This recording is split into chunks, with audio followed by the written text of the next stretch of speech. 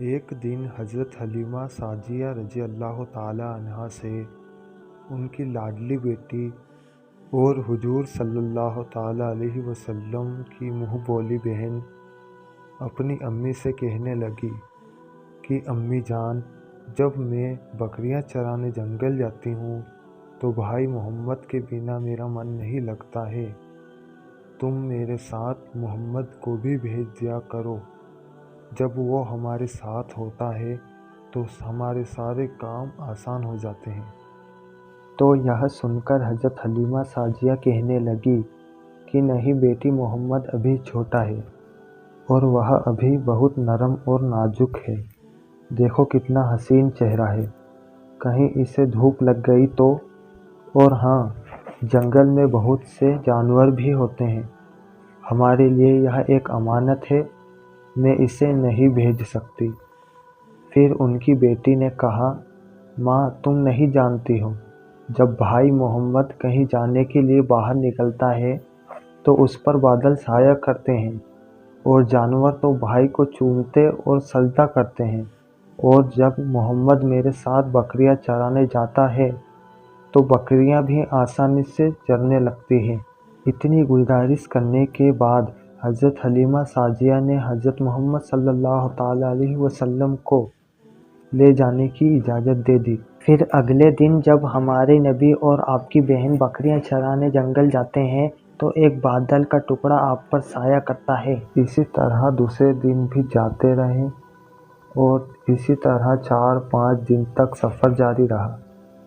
پھر ایک دن حضرت حلیمہ نے انہیں روک لیا اور کہنے لگی، اے میرے بیٹے، میں تمہیں اور تکلیف نہیں دے سکتی۔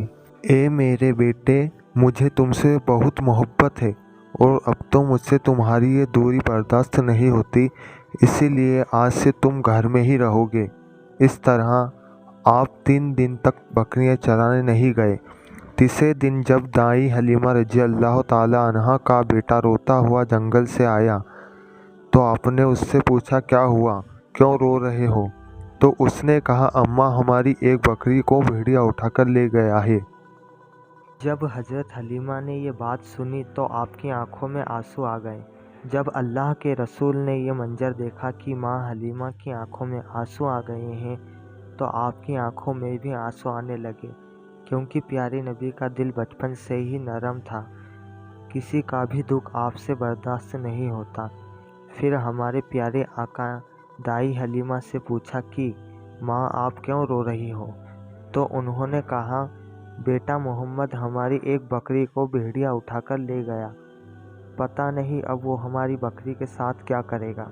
یہ سن کر حضور صلی اللہ علیہ وسلم نے کہا، روئیے نہیں آپ، ہم ابھی جا کر بکری کو لاتے ہیں۔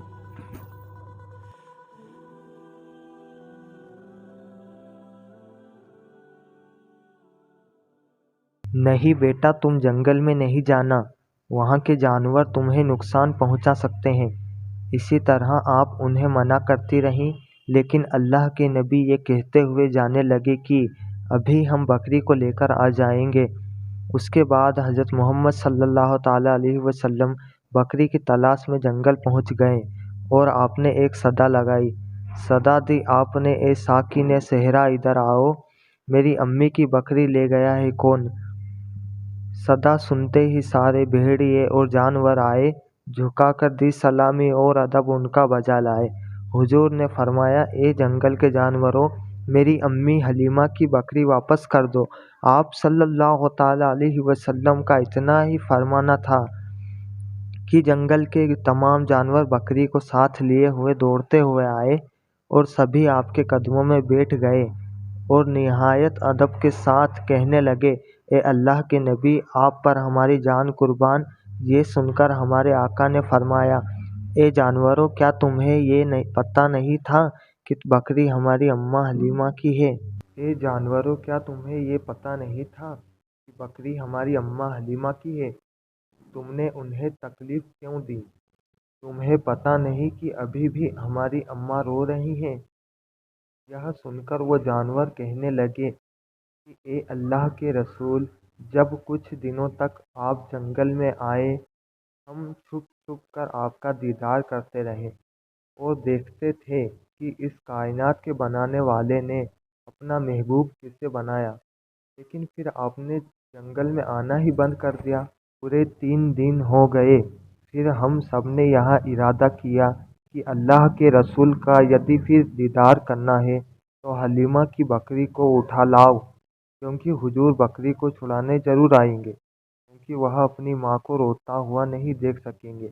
اے اللہ کے رسول، آپ پر ہماری جان قربان، ہمارے ماں باپ قربان، ہمارا ارادہ آپ کو دکھ پہنچانے کا نہیں تھا، بلکہ آپ کا دیدار کرنا تھا۔